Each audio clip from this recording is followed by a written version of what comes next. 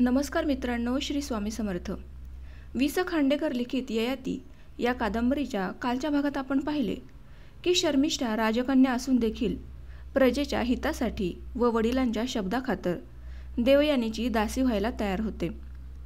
देवयानी व ययाती यांचा विवाह पार पडतो तेव्हा शर्मिष्ठा तिची दासी म्हणून हस्तिनापूरला जाते. तिथे गेल्यावर पण देवयानीकडून तिला पदोपदी अपमानास्पद वागणूक मिळते, पण महाराज ययाती व राजमाता यांच्याकडून तिला सहानुभूती मिळते. आता पुढे.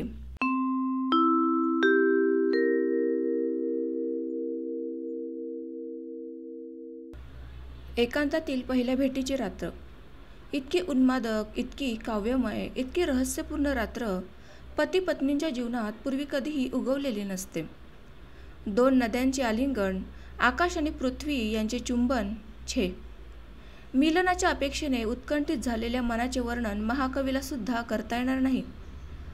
संध्याकाळ झाली. दीपोत्सव पाहण्यासाठी नागरिकांच्या झुंडीच्या झुंडी राजमार्गाने जाऊ लागल्या. ते दृश्य पाहत राजवाड्याच्या गच्चीवर मी कितीतरी वेळ उभा होतो. वर पाहिले. एक एक चांदणी लुकलुकत बाहेर येत होती, अगदी सावकाश, पानाच्या आडून एक एक कळी दिसू लागते ना तशी. कितीतरी वेळ झाला असे मला वाटले, पण अजून काळोखपुरा पडला नव्हता. प्याल्यात थेंबाथेंबाने मद्य ओतावे तसे आकाश रजनीच्या चषकात आनंद ओतीत होते की काय, कुणाला ठाऊक. त्याचा चेंगटपणा मला अगदी असह्य झाला. देवयानी माझ्या किती जवळ होती, पण जितकी जवळ होती तितकीच दूर. विहिरीतून वर आलेल्या तिच्या ओलेत्या मूर्तीपासून आज सकाळी होमाच्या वेळी माझ्याजवळ अलंकारांनी सजून बसलेल्या तिच्या सलज्ज मूर्तीपर्यंत तिची किती किती रूपे माझ्या मनात पिंगा घालू लागली. त्यांचे सौंदर्य मनसोक्त प्राशन करूनही माझे डोळे तृप्त राहिले नव्हते. त्या सर्व रूपांच्या पलीकडे असलेली देवयानी मला हवी होती. एक एक क्षण मला युगासारखा वाटू लागला. अजून एक प्रहर काढायचा आणि तो अशा रीतीने तळमळत. माधवाला मी बोलावून घेतले.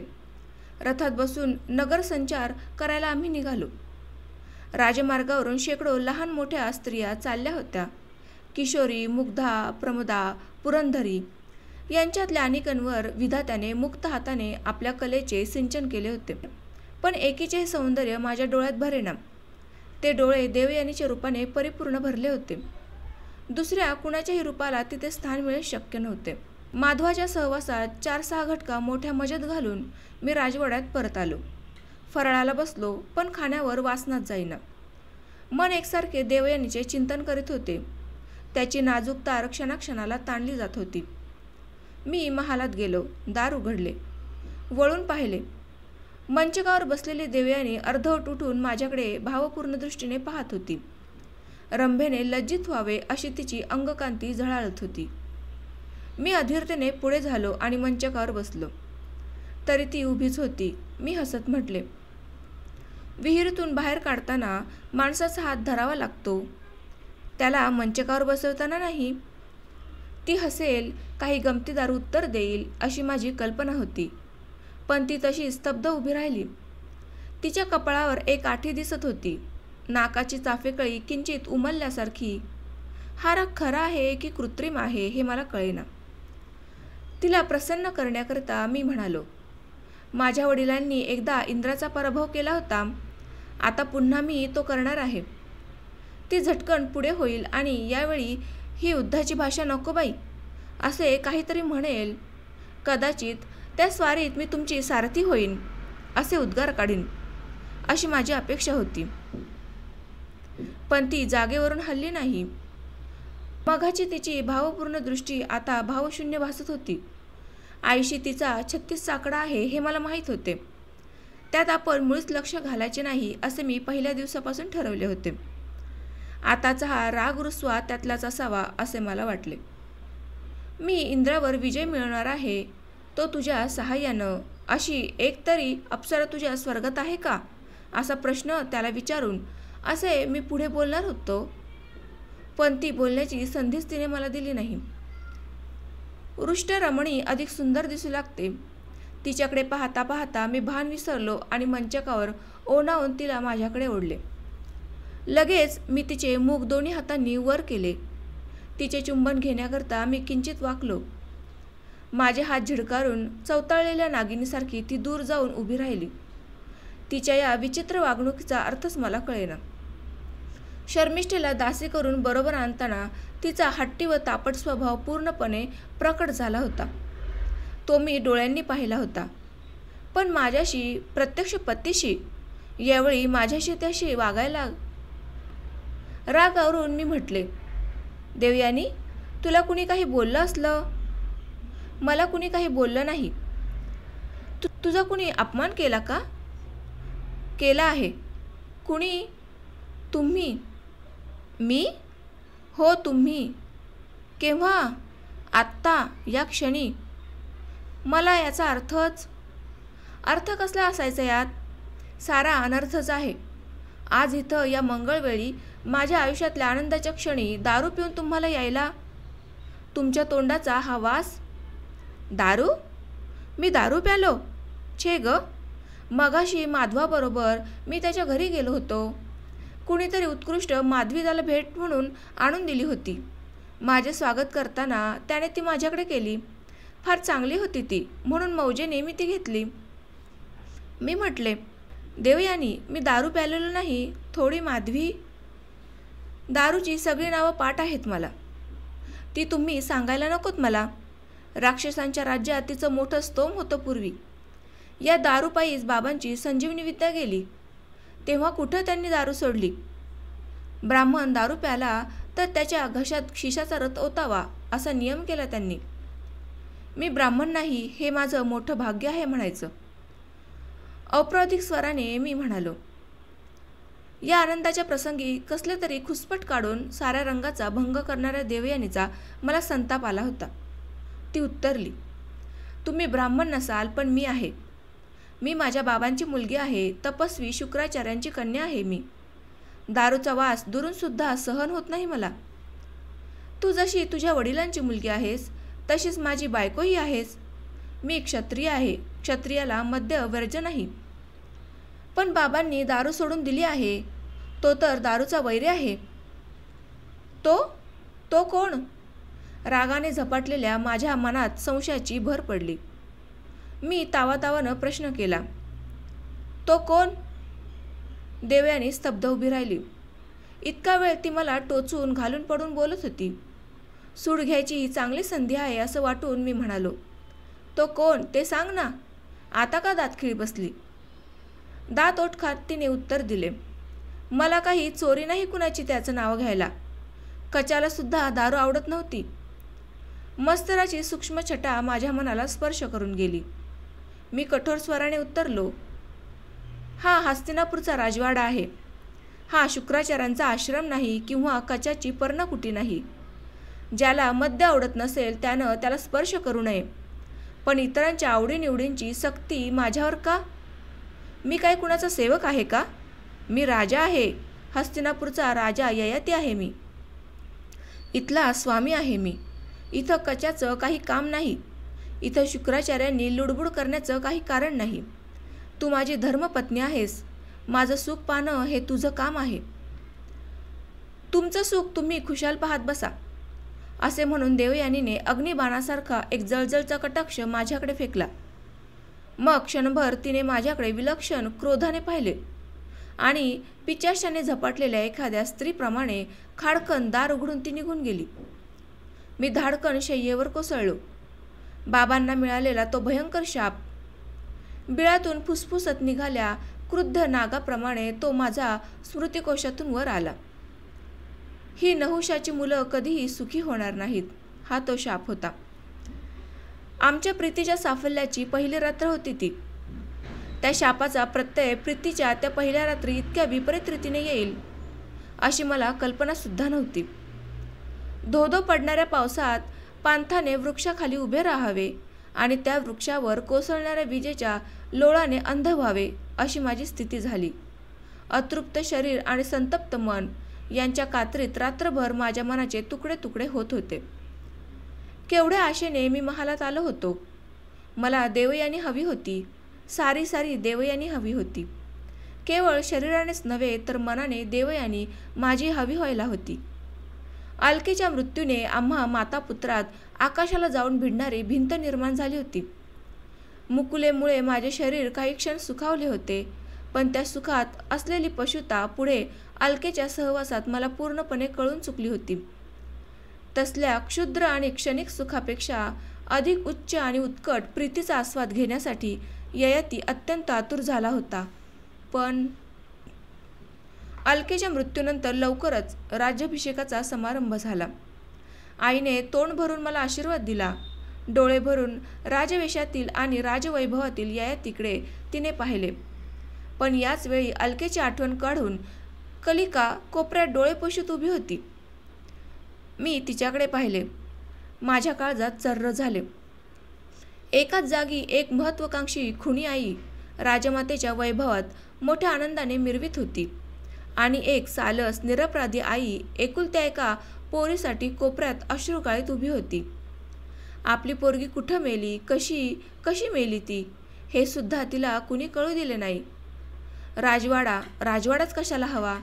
सत्तेचे किंवा संपत्तीचे प्रत्येक केंद्र हा एक प्रचंड अजगर असतो. तो अत्यंत भयंकर रहस्ये लीलेने गिळू शकतो.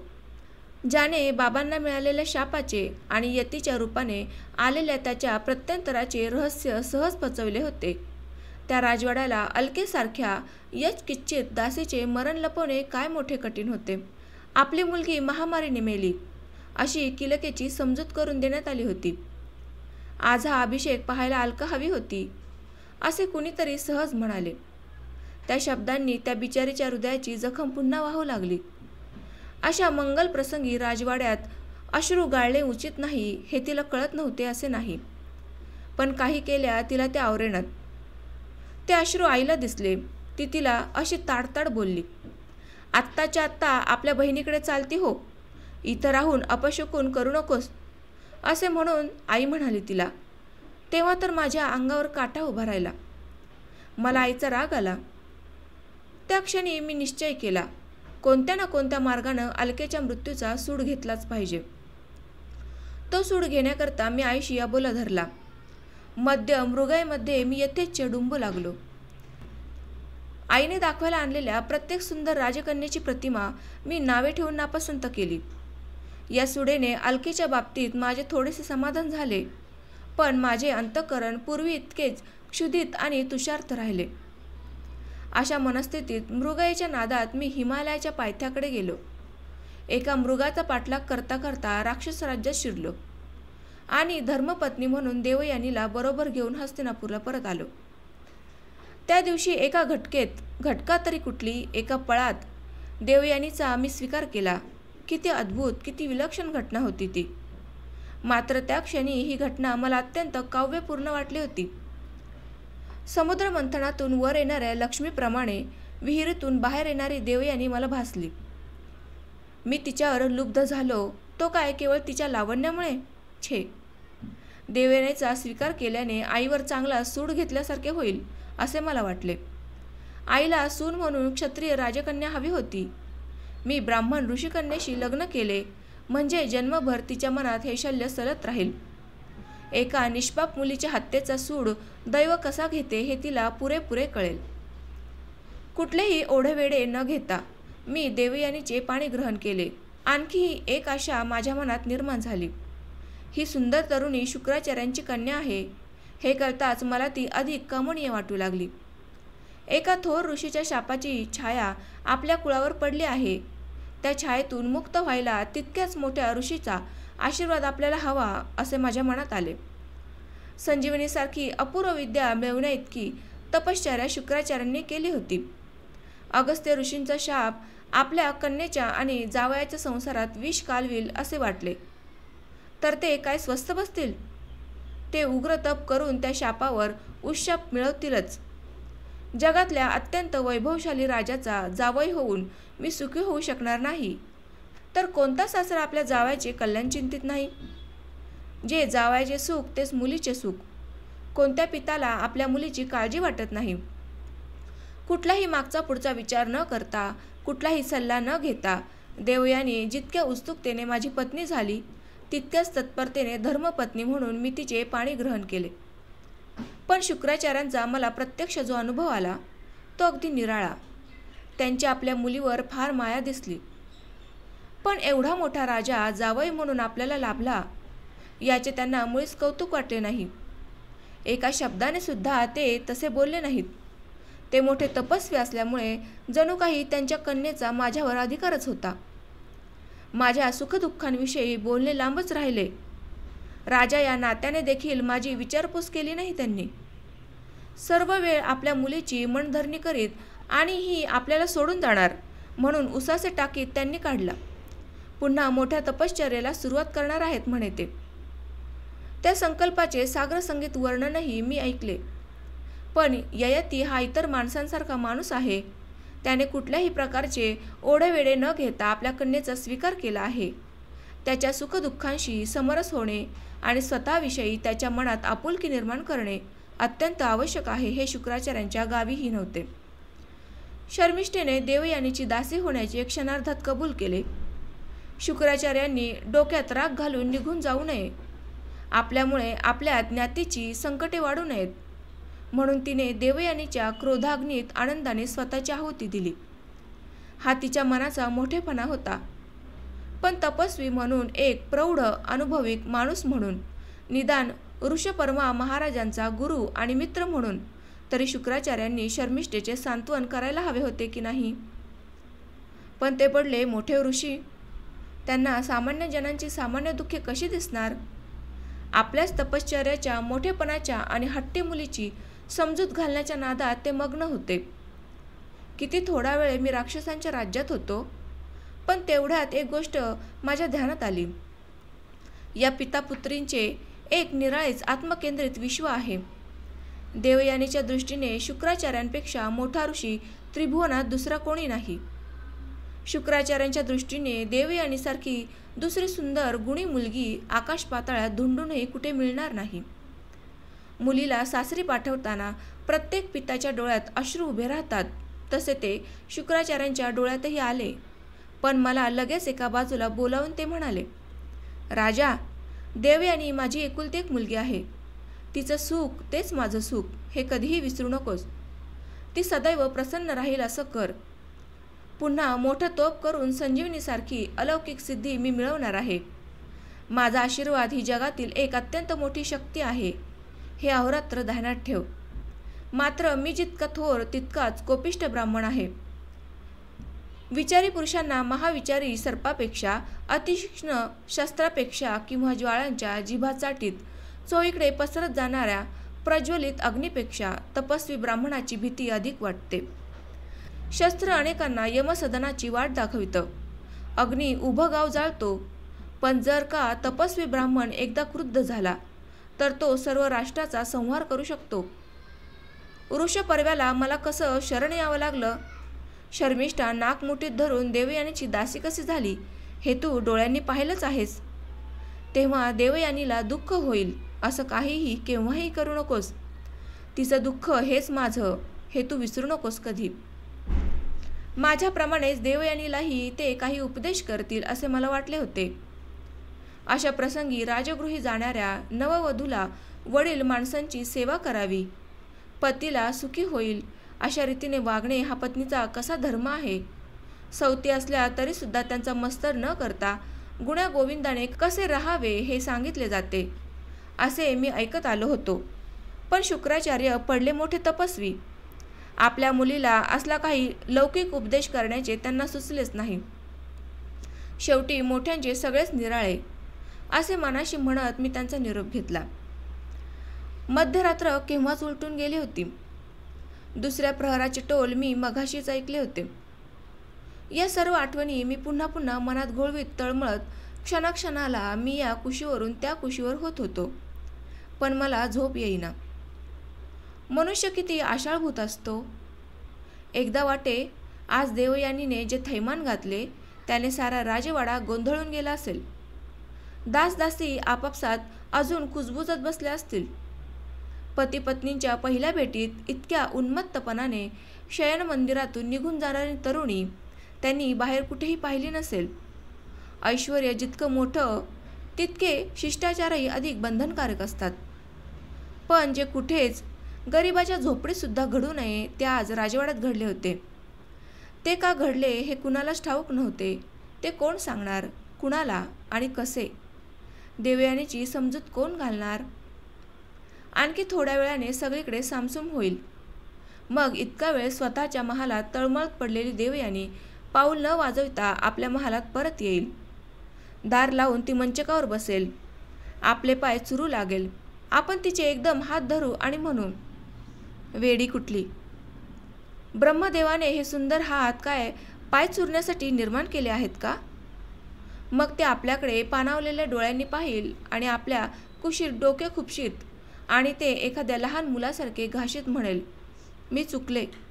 रागाच्या भरात भलतंच बोलून गेले मी मगाशी. मला क्षमा करायची ना? तिचे मस्तक थोपटीत आपण म्हणू, मी तुला क्षमा करायची? म्हणजे तू आणि मी निराळे आहो का? छे, वेडी कुठली! तू आणि मी भिन्न नाही. संगम झालेल्या नद्यांचे प्रवाह दोन पात्रातून कुणी पाहिले आहेत का? मी तुला क्षमा करायची म्हणजे मी मला क्षमा करायची. तू माझी क्षमा मागायचीस म्हणजे मीच माझी क्षमा मागायची. हे ऐकून ती खुदकन हसेल आणि आपण होऊन मनोराज्य करण्याची शक्ती देवाने माणसाला दिली नसती तर किती बरे झाले असते. देवयानी आता येईल, मग येईल. ती आली म्हणजे माझे झाले गेले ते क्षणात आपण विसरून जाऊ. आपण तिला म्हणू, तुझे संस्कार फार निराळे आहेत. माझ्या लक्षात ते यायला हवे होते, पण ते आले नाहीत. आजच्या चुकीबद्दल क्षमा कर मला. पुन्हा कधीही मद्य प्यालेला ययाती तुला शयनमंदिरात दिसणार नाही. एवढ्यानं तुझं समाधान होत नसेल तर तुझी शपथ घेऊन या क्षणी मी मद्याचा संपूर्ण त्याग करतो. पुन्हा कधीही कुठल्याही प्रकारच्या दारूच्या प्याल्याला माझे ओठ स्पर्श करणार नाहीत. ते आपल्या गळ्यात हात घालून म्हणेल, माझ्याप्रमाणे तुमचेही संस्कार निराळे आहेत. माझ्या ध्यानात हे यायला हवं होतं. तुम्ही क्षत्रिय आहात, वीर आहात, राजे आहात. तुम्हाला राज्य चालवावी लागतात, युद्ध करावी लागतात. मद्यानं मिळणाऱ्या उन्मादाची तुम्हाला जरुरी आहे. तुमच्या या साध्या सुखाच्या आड मी येणं बरं नव्हे. पण मी तरी काय करू?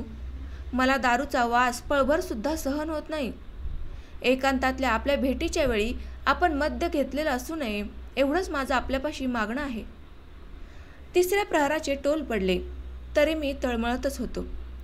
उगीच कान देऊन देवयानीची चाहूल ऐकू येते का ते पाहत होतो. पण माझ्या महालाकडे कुणीही फिरकले नाही. येणार तरी कोण? देवयानीच्या आताताई वागण्याने आई मनात खूप संतापली असेल. पण सुनेला उपदेश करायला जाऊन स्वतःचा अपमान करून घेण्यापेक्षा गप्प बसणे बरे हे ओळखण्याइतकी ती व्यवहार चतुर आहे. शर्मिष्ठा तर बोलून चालून देवयानीची बरोबर आणलेली दासी.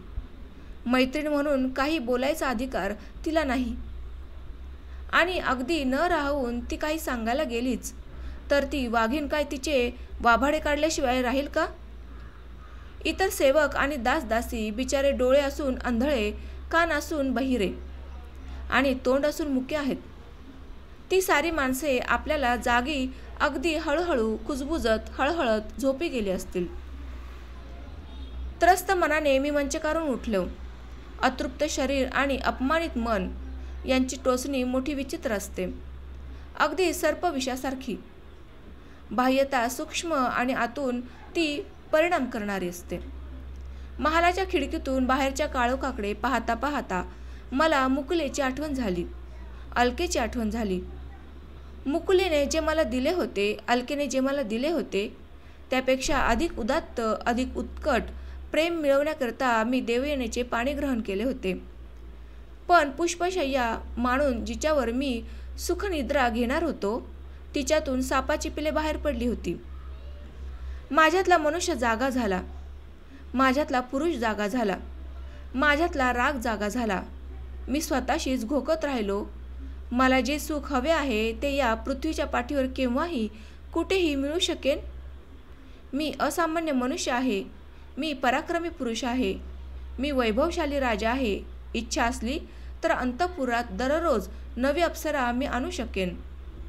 दुसऱ्या दिवशी सकाळी उठलो तेव्हा गुस्सातच होतो मी. एका प्रकारची लज्जा वाटत होती मनाला. कुठेतरी दूर मृगयला निघून जायचा विचार मनात डोकावू लागला. इतक्या शर्मिष्ठा महालात लगबगीने आली आणि हात जोडून मला म्हणाली, महाराणींची प्रकृती रात्रीपासून बिघडली आहे. राजवैद्य मगाशीच येऊन गेले. काळजी करण्यासारखं काही नाही, पण महाराज त्यांच्या समाचाराला जातील तर औषधापेक्षा आपल्या दर्शनानंच महाराणींचा अधिक आराम वाटेल. बोलता बोलता शर्मिष्ठेने मोठे मोहक स्मित केले. निरभ्र आकाशात सुवर्ण रेषेसारखी नाजूक वीज चमकाविना तसे. माझ्या एकदम मनात आले, रात्री महालाबाहेर कसलेसे तबक घेऊन कुणीतरी दासी उभी होती. ती कोण होती? शर्मिष्ठाच का? मी आठवून पाहिले. नीट काहीच आठवेना. मी शर्मिष्ठेला विचारले, तू रात्री महालाबाहेर उभी होतीस का? होकारार्थी मान हलवी ती खाली पाहू लागली. रात्री शर्मिष्ठा मला कशी दिसली नाही? नको नको म्हणता म्हणता माधवच्या घरी मी खूप माधवी घेतली होती का? मी विचार करीत आहे असे पाहून शर्मिष्ठा म्हणाली, महाराज, बाळपणापासून महाराणींची मैत्रीण आहे मी. त्या जरा तापट आहेत. महाराजांनी ते मनाला लावून घेऊ नये. ती क्षणभर थांबली नि म्हणाली, दासींनी काव्याच्या गोष्टी बोलू नयेत हे मला कळतं, पण कलह वाचून प्रेमाला गोडी नाही असं सारे कवी म्हणतात. शेवटची वाक्य ती भीतभीतच बोलली आणि पुन्हा खाली पाहू लागली. तिच्याकडे पाहता पाहता माझं मन नकळत द्रवू लागलं. ज्या देवयानीने आपल्या रंगमहालावर दासी म्हणून काल रात्री हिला उभे केले, हिच्या साऱ्या कोमल भावनांचा निर्दयपणे चोळामुळा केला, तिच्या सुखाकरिता ही मध्यस्थी करीत आहे. वद्य अष्टमीच्या चंद्रोदय जीवनात सुद्धा असतो का? माझे अंधारलेले मन हळूहळू उजळू लागले. त्यात प्रसन्न चांदणे पसरले. थट्टेच्या स्वरात मी म्हणालो, शर्मिष्ठे, इतकं प्रेम करायला तुला कुणी शिकवलं ग? मेहंदीने रंगवलेल्या डाव्या हाताच्या नखाकडे उगीच पाहत तिने मला उलट प्रश्न केला, प्रत्येक गोष्टीत माणसाला गुरु असावा लागतोच का? या जगात गुरुमुखाशिवाय कुणाला विद्या मिळाली आहे का? प्रेम करणं ही तर जगातील सर्वात श्रेष्ठ अशी विद्या आहे. संजीवनीहून ही मोठी. मग सांगते हवे तर माझ्या गुरूंचं नाव. ती थांबली आणि म्हणाली, कचदेव. कच? मी आश्चर्याने उद्गारलो. कच तर एक विरक्त तपस्वी होता. प्रेम हा शब्द नुसता कानांवर पडला तरी 3 वेळा स्नान करणारा. त्याने शर्मिष्ठेला प्रेम करायला शिकवले. म्हणजे हिचे प्रेम त्याच्यावर होते. अरे रे. शर्मिष्ठा घाईघाईने म्हणाली, चलायचं ना महाराणींच्या महालात? एखाद्या आईचे बोट धरून हसत खेळत मूल तिच्या मागून जाते ना, तसा शर्मिष्ठेच्या पाठोपाठ मी देवयानीच्या महालात गेलो. माझे प्रक्षुब्ध मन शर्मिष्ठेशी बोलता बोलता शांत झाले होते.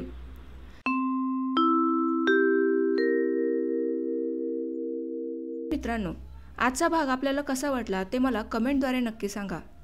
पुस्तकांची दुनिया या आपल्या कथाकथनाच्या यूट्यूब चॅनलला आपला सपोर्ट नेहमीच राहू द्यात.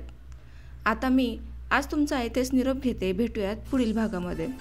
तोपर्यंत तुमचे प्रेम व लोभ असाच आपल्या चॅनलवर सतत असू द्यात. धन्यवाद.